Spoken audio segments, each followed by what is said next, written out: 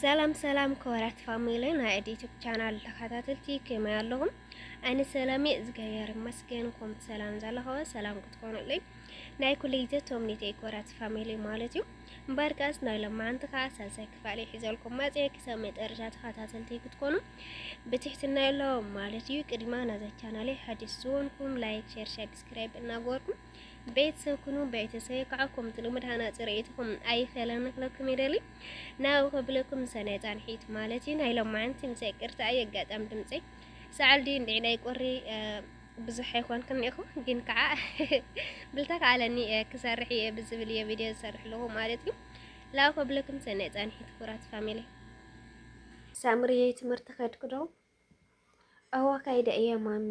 ምግብ በሊዕክዶ ኣዋ ጽቡቕ ሳምሪ ጓሌ ሞታይ ተማሂርክ መጽእ ለማዓንቲ ብዙሕ እየ ተማሂረን ካብቲ ተማሃርክየ ደሞ ንእሽተይ ተካፍልኒ እሺ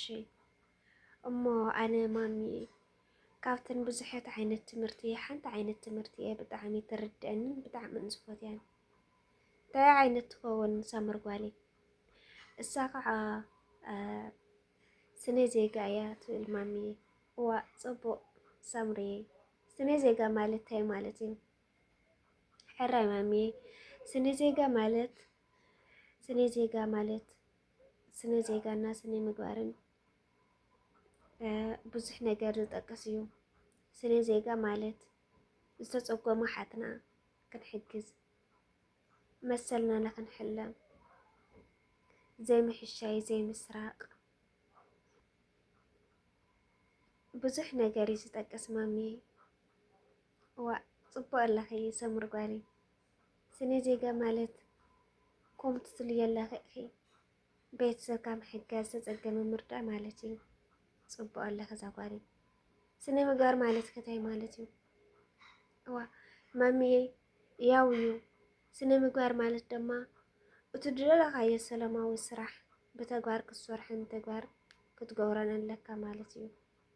ስለዚ እዚኣና ብጣዕሚ ዝፈትያን ዘኽብራን ዓይነት ትምህርቲ እያ።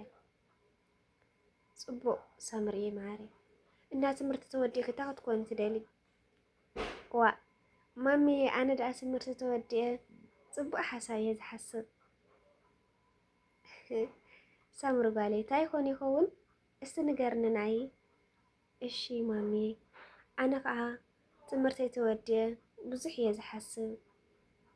ቀዳማይ ዝተጸጎሙ ክሕግዝ ካብኡ ድማ ብዙሕ ፍልጠት ክትሕዝ ፍልጠት ሒዘ ድማ ኣብ ብዙሕ ስራሕ ክሳተፍ እዩ ደስ ዝብለኒ። ጽቡቕ ኣለኺ እዛ ጓሌ እሞ ክትመሃሪ እንታይ የድልየኪ እስቲ ንገርኒ? እዋ ማሚዬ ኣነ ከዓ ንኽመሃር ከዓ ብዙሕ ወጻኢ ከባኻኮ የድልየኒ እዩ ግን ከዓ እቲ ኢኮኖምያዊ ዝሕድሩ ከም ናይ ቀደም ኣይኮነን። እዋ ሳምሪ ጓሌ ኩሉ ደኣ ከመይ እኒኦ ከም ናይ ቀደም ዘይኮነ ኩሉ ካብኡ ርኩዕ እዩ ዘሎ ግን ብዝንተኻኣለኒ ነገር ክሳታ ዘለኸያ ዕለት ከመረክ እየ ሕራይ እሞ ማሚዬ እምበር ብዙሕ ነገር ይደሊ ግን ከዓ ኩሉ እናኸበረ እዩ ዝኸይድ ከመይ ገይረ ክናገረከ ይኽእል ሓቂ ደፍርቂ ከይትናገር እንዳ ፀገም ኮ በዚሑ ዓድና ከመይ ጌርኩሞ ደልኽዮ ትነግርኒ ሳምሪ ጓሌ? እዎ እሞ ማሚዬ ስለ ዘርእቱ ፀገምማ ድለየ ክነግረኪ ኢልካ ግን ስኡ እየ ዝብል ሕራይ ከምኡ ኢልና ንሓልፎን ክወግሕ እዩ ዝኸውን ሳምሪ ጓሌ እና ዓጆኺ ክትመሃሪ ብተን ዘለኽየን ክሳብ መጨረሻ ከዓ ስኢልኪ ተምሃሪ ሕራይ ክመሃር እየ ማሚዬ ብታ ዘላትኒ ክመሃር እየ ግን ከዓ ማሚዬ ትጨናነቕ ዶ ነገረኪ? ዋ ሳምሪ ጓሌ ተይነገርክኒ እኮ ምጭናቕ ኣይገደፍክን ግን ከዓ ልገብሮ ስለ ዘይብለ እየ ልበይ ሱቕ ኢለኪ እምበር ብዙሕ የድልየኪ ትምህርቲ ክትከዲ ቅያር ክዳን የድልየኪ ኣብ ሰዓቱ ፅሬት የድልየኪ ሰዓት ምግቢ የድልየኪ ግን ከዓ ኩሉ ነገር ይሓፅረኒ ማሚዬ ይሪኦ ኣለኹ እየ ኩነታት ዓድና ፀገም ይብሉ ኣይትጨነቕ ኢኻ ንዓኻ ከየጨንቕ ብዙሕ ነገር ደስ ዝብለኒ ክነግረካ ኣይደልን እየ ስለዚ ምንታይ ትጨነቒ? ሕራይ ሳምሪ ጓሌ ንስክማ ሓሲብክ ትኸዲ ኢኺ ግን ቶም ህፃውንቲ ቆልዑ ዘለውኒ ኛው ናዋሉ ዝሕሙን ለው እንታይ ኣጋብሮም ይደሊ ማሚ እሱ ዳ ምንም ገንብረ ይንኽእልን ናያቶም እዩ ዘሕዝነካ እምበር ኣነ ደኣ ክኽእለ እየ ውነ ስለ ዝገበርኩ ላጸገመኒ ናሞቼኒ ሱቅ ክብል ይኽእል ንሳቶም ከዓ ብጣዕሚ ዘሕዝኑካ ወላ ኣነስ ድዩ ብጣዕሚ ሒዝኒ ሳምሪ ጓለይ ከመይ ከም ዝገበሮም ብጣዕሚ ይጨንቀኒ እሞ እንታይ ንገብር እንደሊ እንዴ ሳምሪ እንታይ እሞ ክገብር ብጣዕሚ ልበይ ክሓስብ ከምዚ ለሱ ኣይበል እሞ ሓሲበ ከዓ ምንም ከምፅኦ ነገር ዘየለይ እሞ ማሚዬ ኣይትጨናነቂ ኣፍቴላ ብጋላላ እሞ ብስኩት ወላ ዓዲገሎም ከምፅኦሎም እየ ሕራይ ተጓሊ ከይድበልሽ ድኳን ብስኩት ኣሎ ብስኩት لحنتي إسراء أرشي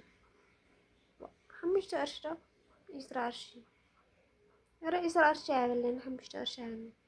لا يولي أي خونن حرة أرى ماماي عايزة أنا نقي جن كع إسراء أرشي لوني لحنت بسكوت إسراء أرشي لوني لحنت بسكوت زي أنا لا سامر بالي يكون أم كل وصيكم ደስ ልዕለኒ ገበር ተወልኩ በይናይ እንዚ ለጨና ኣን ለሰምር ባይ እና ኣይቲ ጨና ማሚዬ ለጨናእክ ምክንያት ኣይውለን ክሓልፍ ዝኸውን ከምኡ ኢልና ንሕልፍን ክወግሕሊ ዝኸውን ኣይቲ ጨናና ሕራይ ተይልክ ዝሰምር ጓሊ ከም ዝሃበኒ ክኽእል እዮም ንስኺ ከዓ